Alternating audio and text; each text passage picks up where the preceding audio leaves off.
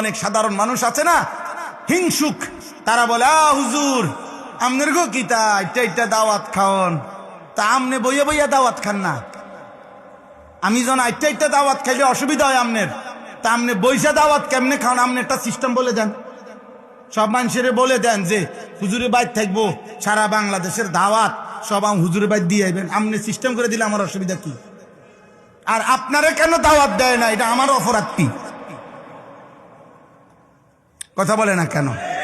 আপনি চা দোকানে বসে বসে বিড়ি খান, হ্যাঁ, আপনার শরীরে বিড়ির দুর্গন্ধে কাছে যাওয়া যায় না, আপনার কীর্ত মানুষে দাওয়াত দিত? হ্যাঁ, আপনার কাছ থেকে আখেরাত তো মিলবে না, আপনার কাছ থেকে তো বিড়ির দুর্গন্ধ মিলবে।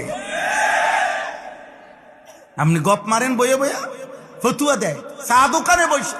আরে হুজুরের মধ্যে তো 13 ফেঁস, হেবড়া কয় হুজুররাই তো দেশটার মধ্যে ফেস লাগাইয়া রাখছে। এক এক হুজুর এক এক কথা কয়, আমরা কোন দিকে যাবো? না আপনি চা দোকানে বইয়ে থাকবেন, যাবেন কেন?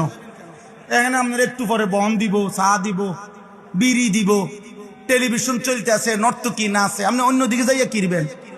আপনি এনে বসার থাকেন, লড়েন না, আপনি জাগাতে লড়েন না, আপনি বিড়ি খান বসে, ফালতু কথা কারবে না। হ্যাঁ বড়া, এনে বইয়ে বইয়ে বুদ্ধি দেন। হ্যাঁ, আপনি কাকে বুদ্ধি দেন মিয়া? ফাজলামি করেন, কাকে বুদ্ধি দেন? কোন হুজুরে কি ফেস লাগাইছে? হুজুরদের ফেসে বইরানি বিড়ি খান। যে হুজুরের একটা ফেস লাগাই রাখছে, আমার 2জন হুজুর আইয়া কইলো খাইতাম, আর 2জন আইয়া মানা করলো। আমগো ফেসে নিয়ে আপনি সুদ খান, আপনি যাই যে 30 বছর কিস্তি নিলেন, সুদ খান, আমরা হুজুরগো ফেসে পইরা। হ্যাঁ, কথা বলেন না কেন?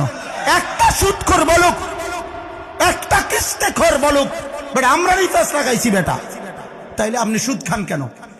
আপনি কিস্তি নেন কেন?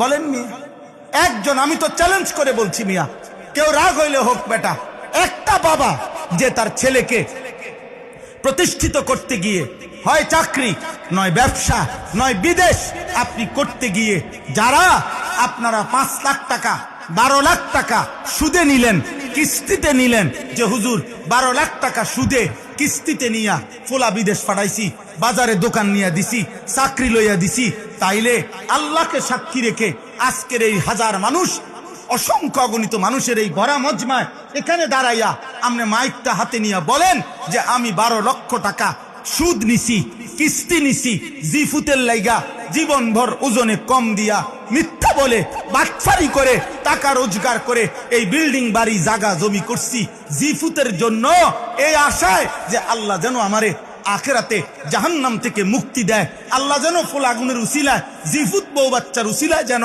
আল্লাহ জান্নাত দেয়, এই আশায় আপনি এত মিথ্যা বাটফারি সিটারি করছেন। এটাই উদ্দেশ্য কিনা? এনাই এখন আসে এনে ছবি উঠে আছে, এই মুরব্বী আইন না কেন? এনাই এখন এটা ভিডিও হইব।